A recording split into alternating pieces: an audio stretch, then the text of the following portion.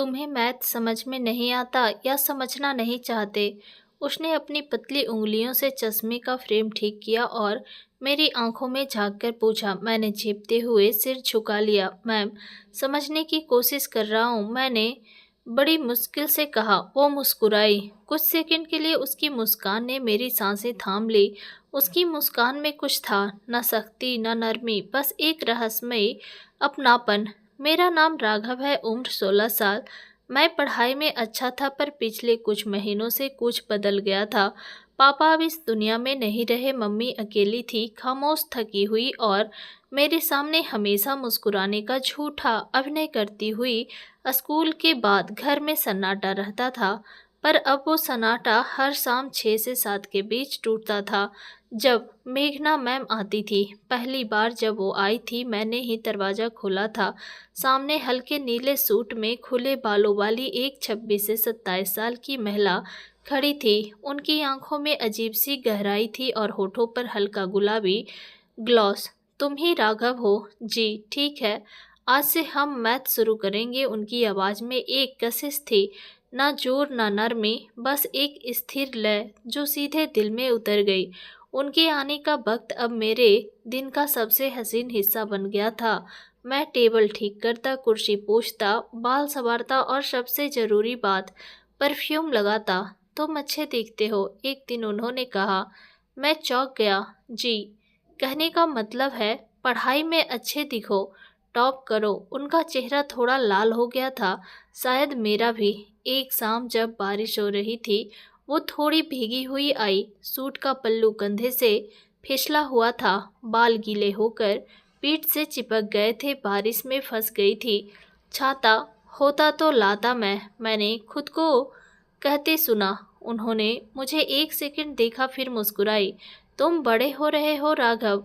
मैं हर शाम उनके सामने बैठता, नोटबुक में कुछ लिखता, लेकिन मेरा ध्यान हर शब्द से ज़्यादा उनके चेहरे, उंगलियों और सांसों की लय पर रहता था। वो कभी कभी मेरी गर्दन पकड़कर सिर सीधा करती, पढ़ाई पर ध्यान दो, मगर उन्हें नहीं पता था मेरा ध्यान तो वहीं था जहाँ वो बैठती थी। लेकिन मैं बस एक लड़का था, अकेला लड़का। मेरी उम्र उनकी हंसी को समझने की नहीं थी, पर मेरा दिल वो सब महसूस करता था। उनका स्पर्श, उनका झुकना, उनकी आंखों की नमी। कभी कभी लगता था वो भी कुछ छिपा रही है।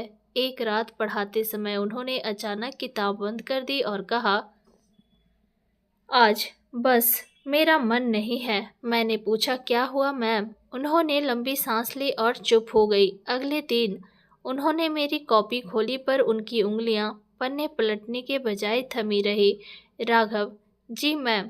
तुम कभी किसी से कुछ कहना चाहते हो, पर कह नहीं पाए हो? मैं कुछ पल उन्हें देखता रह गया, फिर धीमे से बोला, हाँ, बहुत बार। वो मुस्कुराई, वो मुस्कान जो इस बार हल्की सी टूटी हुई सी लगी।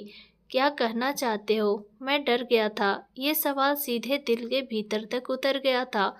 मैं कहना चाहता हूँ कि आप बहुत अच्छी हैं। मैंने नजरें झुका ली। बस, उन्होंने पूछा। उनकी आंखें जैसे कुछ और जानना चाहती थी, शायद मेरा दिल भी। वो दिन उनके और करीब ले आया था मुझे। अब मैं उनके कपड़े, उनका परफ्यूम और उनकी आंखों में छिपा अकेलापन पढ़ना सीख गया था।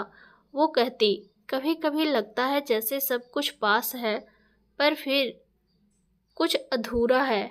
मैं समझ नहीं पाता था, पर महसूस जरूर करता था। एक शाम की बात है, उस दिन कुछ अजीब था। मेघना मैम जल्दी आई थी और पढ़ाई से ज़्यादा चुप्पी साधी लाई थी।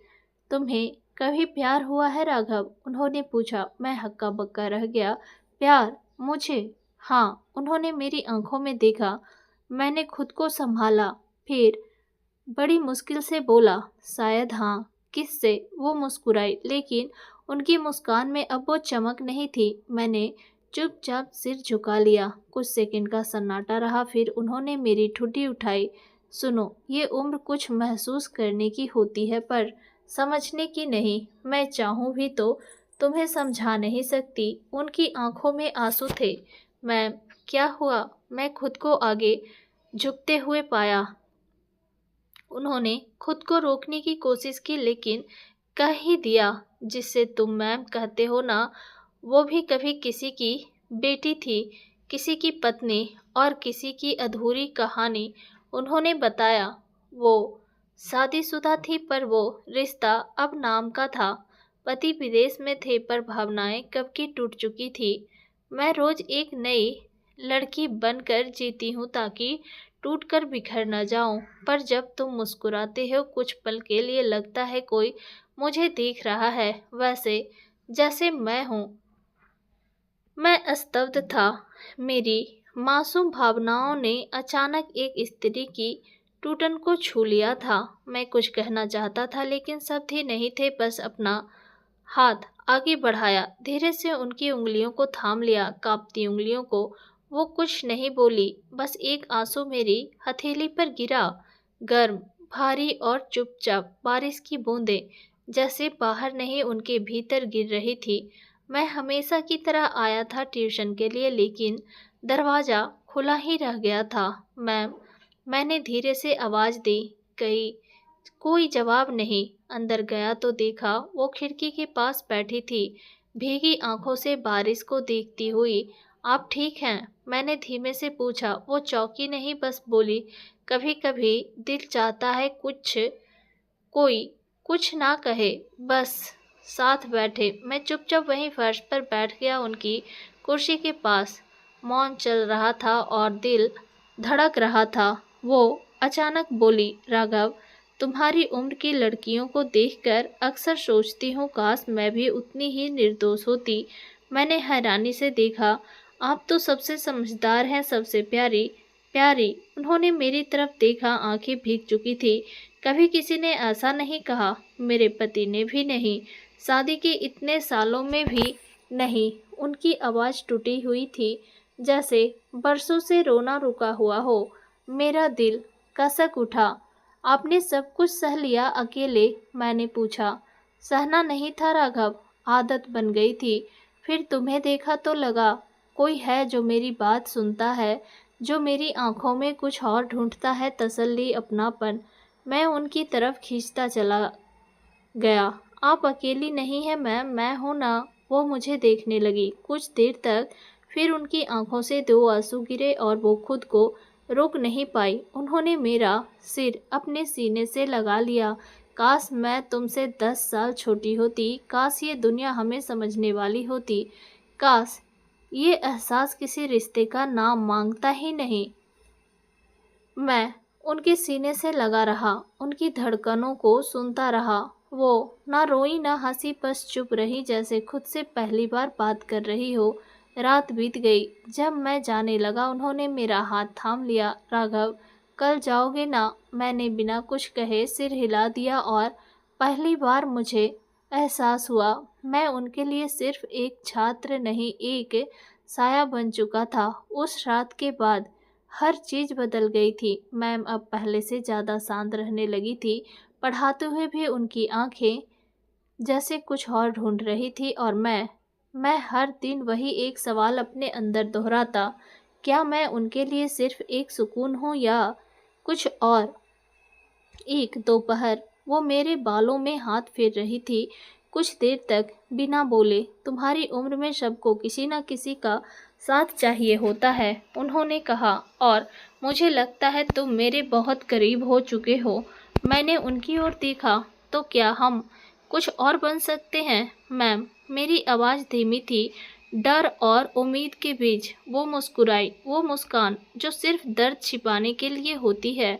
राघव, मुझे डर है। डर कि नहीं मैं तुम्हारा बचपन छीन ना लूं। मैं बच्चा नहीं हूँ, मैंने कह दिया। वो कुछ पल चुप रही, फिर बोली, प्यार सिर्फ महसूस करने की चीज़ है, हमेशा पाना जरूरी नहीं होता।